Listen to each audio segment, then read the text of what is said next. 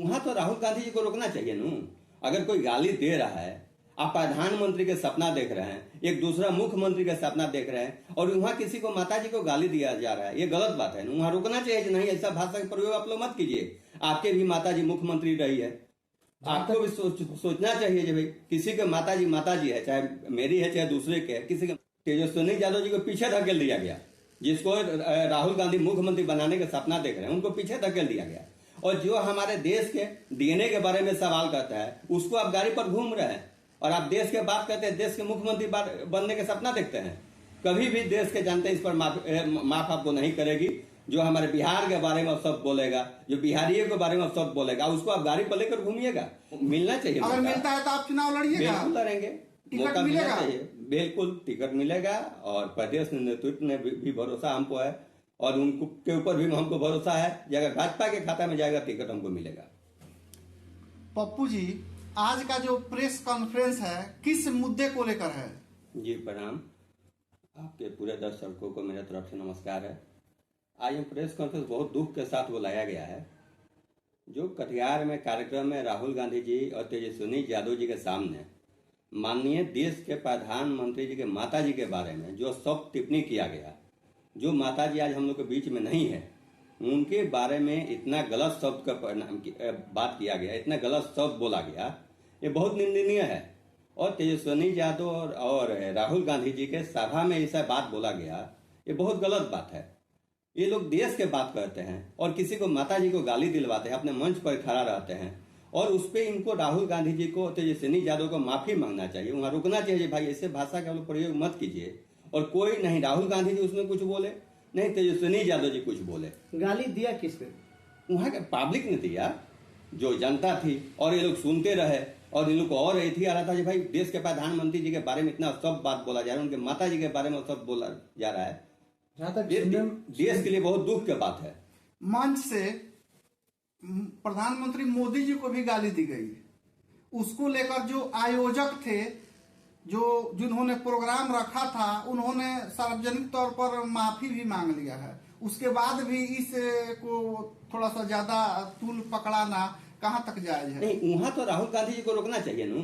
अगर कोई गाली दे रहा है, आप प्रधानमंत्री के सपना देख रहे हैं, एक दूसरा मुख्यमंत्री का सपना देख रहे हैं, और वहां किसी को माता जी को गाली दिया जा रहा है, ये गलत बात है। वहां रुकना चाहिए कि नहीं, ऐसा भाषा का प्रयोग आप लोग मत कीजिए। आपके भी माता जी मुख्यमंत्री रही है, आपको भी सोचना चाहिए कि भाई किसी के माता जी है, चाहे मेरी है चाहे दूसरे के है, किसी के माँ के बारे में गलत बात करना ये कहीं से जायज नहीं है। जहां तक सुनने में आ रहा है कि राहुल गांधी जी पर केस भी हुआ है।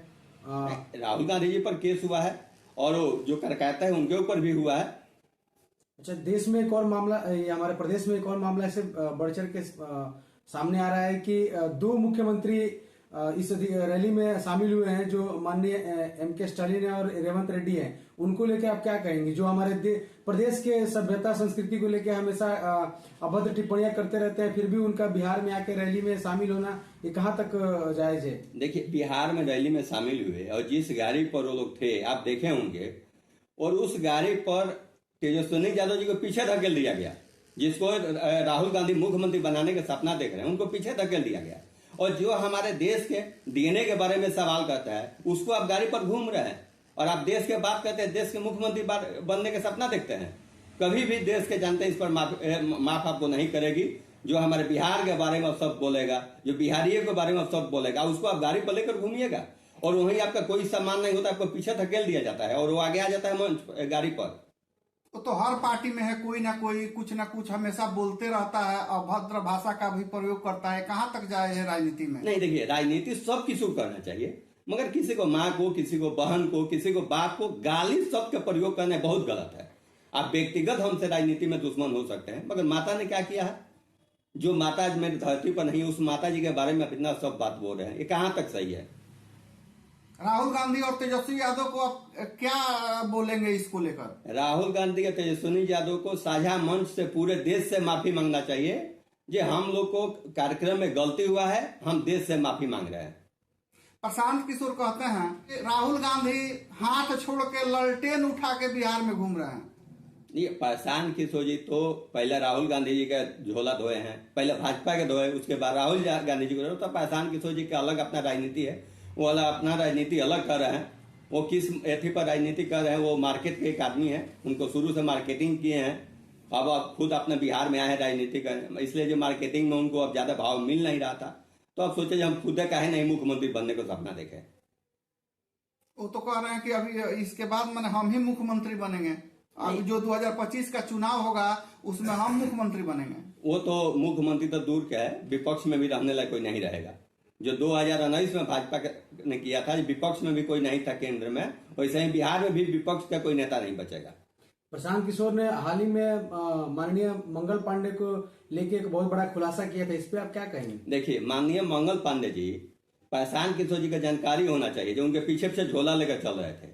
और माननीय मंगल पांडे जी के पिताजी बिजनेस करते हैं, बिजनेसमैन है, और एक मकान उनको खरीदने का हैसियत नहीं है। जो 3 बार मंत्री रहा वो 85 लाख का मकान नहीं खरीद सकता है। इतने छोटे छोटे बात आप उछाल के आप चाहते हैं जब मुख्यमंत्री बन जाए, ये कभी भी जनता नहीं स्वीकार करेगी। आप इस प्रेस कॉन्फ्रेंस के माध्यम से हमारे राज्य की जनता को क्या संदेश देना चाहते हैं? हम एक ही बात बोलना चाहेंगे अपने बिहार के जनता के, ये जितने भी लोग आ रहे हैं, आप देखिए जी हमारे लिए कौन अच्छा है कौन खराब है।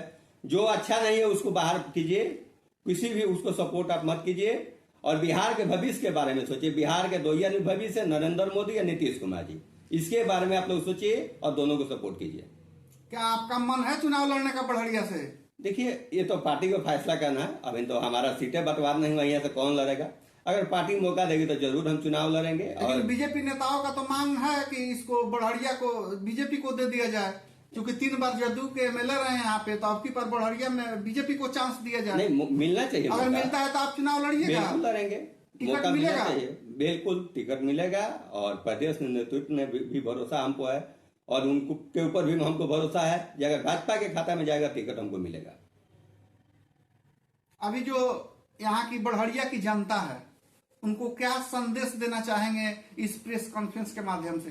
देखिए, बड़हरिया की जनता को हम एक ही संदेश देना चाहेंगे कि किसी को माता के बारे में शब्द कोई बोलता है और किसी के बारे में शब्द बोलता है, उसको आप लोग बिहार में कभी भी मौका मत दीजिए।